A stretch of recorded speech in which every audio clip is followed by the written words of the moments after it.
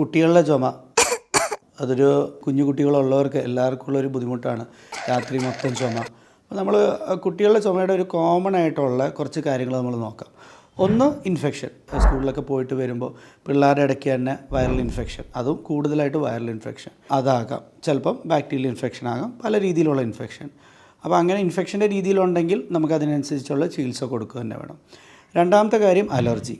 അതായത് ഓൾറെഡി അലർജിയുള്ള പിള്ളേരാണെങ്കിൽ ചില ക്ലൈമറ്റ് ചില സീസണിലൊക്കെ അലർജി കൂടാവുന്നതാണ്. അപ്പോൾ അലർജി കൂടിയ സമയമാണെങ്കിൽ നമ്മൾ അലർജിക്കുള്ള മരുന്ന് കൊടുത്തത് കൺട്രോളിലാക്കുക. മൂന്നാമത്തെ ആണെങ്കിൽ അഡിനോയിഡിൻ്റെ പ്രശ്നം. ഈ അഡിനോയിഡിൻ്റെ പ്രശ്നം ഉണ്ടെങ്കിലും കുട്ടികൾക്ക് കൂടെ ചുമ വരാം. അപ്പോൾ അഡിനോയിഡിൻ്റെ നീരുവീക്കം ഉണ്ടോ എന്ന് നോക്കണം. എന്നിട്ട് അഡിനോയിഡ് ഹൈപ്പർട്രോഫി ഉണ്ടെങ്കിൽ അതിനനുസരിച്ചുള്ള ട്രീറ്റ്മെൻറ്റ് സ്റ്റാർട്ട് ചെയ്യേണ്ടതാണ്. പിന്നെ ഉള്ളതാണ് ചില വിരയുടെ പ്രശ്നം ഉണ്ടെങ്കിലും രാത്രിയാകുമ്പോൾ ചുമ കൂടാവുന്നതാണ്.